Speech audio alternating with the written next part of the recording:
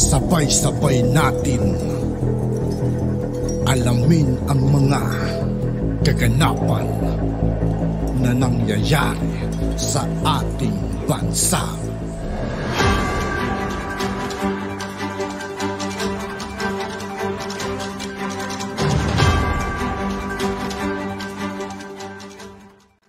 Yo, what's up mga kaibigan? This is I2K po again. Ngayon nandito naman ulit tayo sa channel ni Pinas News Insider. Dito naman ulit tayo magbibigay ng komento at reaksyon. Kaya samahan nyo ako guys. Let's go! Ang balita ngayon. Trending ngayon sa mundo ng social media. Ang di umano'y balitang Chris Aquino at Margarita Tingting Cuangco sinisingil na ng taong bayan hingil sa ninakaw nilang mga bali-balita mga kaibigan na isot pa ron itong mga alahas ni First Lady MLD. Mga alahas di umano ni Ginang Imelda Marcos. Chris at Tingting Cuangco sinuot pa ang mga alahas ni Ginang Imelda Marcos sa isang high-profile magazine. Pero ngayon ay hindi na niya ito makita sa publiko. Miss Lita Gadi, kayang patunayan ang mga pagnanakaw ng mga Aquino at Cuangco sa Malacanang. Pero bago ang lahat, kung bago ka pa lamang sa aming channel. Sa lahat ng hindi pa nakasubscribe mga kaibigan kay Pinas News Insider, mag-subscribe na po tayo at huwag nyo rin pong kalimutan mag-subscribe dito sa aking channel. Please huwag kalimutang mag-subscribe at i-click ang notification bell para mas maging updated pa kayo lalo sa lahat pa ng bagong video na i-upload namin. At eto na nga mga kababayan, isang malaking pasabog na naman ang ginawa ni Miss Rita Gadi matapos niyang sabihin sa kanyang vlog na isa si Margarita Tingting Cuangco na hipag ni Cory Aquino na pumasok sa Malacanang nung umalis na ang mga Marcos para ipatapon ni Cory sa Hawaii. At nang makalabas na si Cory ay may mga daladala na itong mga suitcase. Napabalita pa nga na paulit-ulit nang pinaalahanan ni Ginang Imelda Marcos ang PCGG tungkol sa mga nawawala niyang alahas. Imelda Marcos likes to remind the Sandigan Bayan and the PCGG that during her trial in New York. Ngayon kaya nila isuot yan mga kaibigan yung mga pinagkukuha nilang alahas na mga sinusot nila noon nung kapanahunan nila. Subukan kaya nila isuot ngayon yan o talagang tinatago na lang nila para onwari deny na lang. An official of Cory Aquino's government, Chito Roque, testified that several pieces from her collection were taken from the Marcos bedroom in Malacanang in 1986 and had been missing from the government's inventory ever since. Imelda said on the record that 34 Louis Vuitton suitcases were taken from the palace without proper authorization and inventory by Mrs. Tingting Cuangco, the sister-in-law of Cory and the aunt of Noynoy. These serious charges, which are based on a court testimony of government official, were never investigated. During the People Power Uprising, Imelda said her jewels were removed from Malacanang without any legal warrant. No functioning government was in place when the palace was looted. No independent accounting of the jewelry was made. The Aquino government claimed that auditors were present when the jewels were removed. But we are speaking here for in-between period when things were still in flux. Pieces of Imelda's jewelry were allegedly taken to Hong Kong and reset, with inferior substitutes deposited in the central bank to replace them. The pillage is said to have occurred while the yellow-clad multitudes were out on the street, sowing under the showers of confetti. Kaya naman nang lumabas ang balitang ito, ay umani agad ng samut-saring komento mula sa marami sa ating mga kababayan. At marami nga sa kanila ngayon ang hindi napigilan ng kanilang sarili na maglabas ng kani-kanilang hinaing at komento sa mundo ng social media. Akala nila yung mga alahas ni Imelda ay hindi makikilala ng taong bayan. Sino ngayon ang tunay na magnanakaw at asan at bakit ayaw nang ilabas ng mga yan ang alahas ni Imelda? nabuking sila ng taong bayan. Nang makita nilang suot-suot nila ang mga kwintas ni Imelda, lumabas din ang katotohanan na ginamit lang nila ang taong bayan para sila makapwesto at manakaw nila ang kwintas ni Imelda. Nakakahiya sa buong mundo. Kung sino pa ang nagbibintang ay wagas. Real talk yun mga kaibigan, kung sino pa yung nagbibintang, sila pala yung may ginawang ganun. Sila pa rin pala ang may kagagawan. Sayang nga lang at ang daming napauto kay Cory Aquino. Mabuti na lang hindi kami kasama ng pamilya ko na nagpauto. Grabe, dahil lang sa inggit dinamay ang sambayan ng Pilipino. Kahit mapanood mo yung vlog ko, nabas karoon ng mga taong bayan. Ang suot mong kwintas ni Imelda Matos.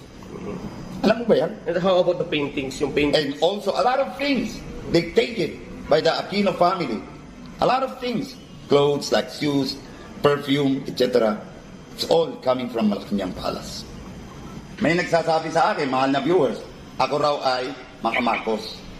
Ang sabi ko naman, sa edad kong ito, inabutan ko ang buhay ng Marcos.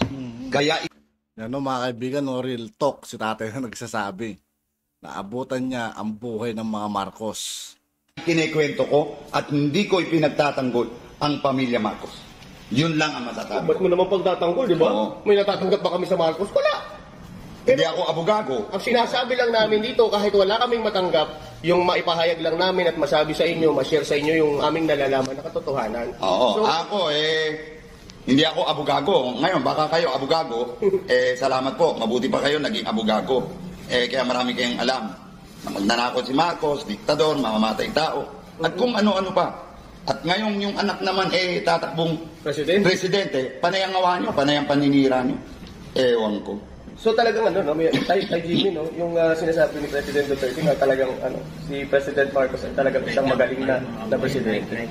No? So kagandahan lang nun tayo, no? Si President Duterte talaga inabot niya rin yung pamamalakad niya. Kayo, check this out. Baka wala sa social media yan. Na hindi nyo alam na si Fabian Ver Marcos at saka itong si Ninoy magkakaibigan. Ito nyo? Baka hindi nyo alam yan. Aral-aral para matuto mga galunggong. Puro Aral-aral para matuto mga galunggong. kayo yaw-yaw. Bakit ipapapatay ni Marcos si Ninoy? Oo. At ipinatong ang kaso kay Fabian Ver. Mabuti nakabalik dito si Fabian Ver sa Pilipinas at dito sa Pilipinas namatay. Yung taong tapat kay Ferdinand E. Marcos. Nalagpasan niya ang 2 balimbing. At sino yun? Huwag ko nang banggitin. Si Benta Boys. Benta Boys. Si Benta Boys. Benta Boys mga kaibigan, si Wanyon Ramos. So yun, no? Pati Roponggi. Kala mo hindi ko alam, Benta Boys? Ang Roponggi, pag-aari ng Pilipinas. Petron tayo yung Petron na 90s na benta. No? Roponggi. Ano yung Roppongi? Pag-aari ng Japan. Sa Japan, yes. Pag-aari ng Pilipinas. Dahil yun ang ginamit ng Japan. Dahil medyo kapos na sila sa bala, yun ang pinambayad sa World War II na na-damage na nagawa sa Pilipinas. Pati mga vloggers nadagdagan ng kaalaman. Isipin nyo guys, no? Ang Japan nagbayad sa Pilipinas. Bayad sa Pilipinas. Bayad yun. So sasabihin natin, papakanan natin yung mga ninako. Kaya nung umupo si Benta Boys, lumipad ng papuntang Japan, ibinenta. Kaya nung natunugan ng Japanese government, bayad ka agad. Bayad ka agad sa mataas na presyo para sa pag-uwi ni Benta Boys, mucho dinero si Benta Boys. So, with regards dyan sa benta-benta na yan, totoo ba yung mga Empire State Building, yung mga buildings daw natin sa New York, meron daw ang Pilipinas? Meron! Oo. Kasi Meron! nabanggit sa akin yan, no? Ito naman guys, hindi ko sinasabi na ito ay 100% na totoo, pero marami ako nakausap, even may yung mga historian na talagang bawat bansa daw, ang ginawa ni Pangulong Ferdinand Marcos, bumili ng mga properties. Exactly correct. Para sa ating mga embahada. Pero parang hindi naman nababalita yung mga properties na yun. Hindi ko alam kung itinatago ba sa atin. No, baka hindi nabenta yun. na. Siyempre, yung mga upo, mga gahaman, sige na, benta na natin yan. Ito, wala naman silbi yan. Benta. Okay guys, habang nagkikwentuhan tayo, kasi galing naman kami din sa kainan. Ito ngayon na-store ko lang namin sa Jimmy. Hindi mo na. You can imagine, walang ginawa itong benta boys na ito, benta rito, benta roon. Pero hindi nyo alam, nagpundar ang ating mahal na presidente na Ferdinand E. Marcos upang ang mga embahada na yan ay maging matiwasay at magandang tirahan ng mga empleyado ng gobyerno. Subalit, anong nangyari? Why don't you try to check it out? So, totoo may mga pag-aari tayo. Meron ang dami. Pero yung sinasabi ng, katulad niya na tayo, yung sinasabi niyang Singapore na yan, bakit nagtataka ako dyan sa Singapore na yan? Na dati naman, nung ang Pangulong Marcos, hindi tahimik yan. Bakit nung nawala si Pangulong Marcos, sinasabi niya na magnanakaw si Marcos, diktador si Marcos, yung Prime Minister na namatay niya? Okay. Ang Singapore nung araw ay laglag.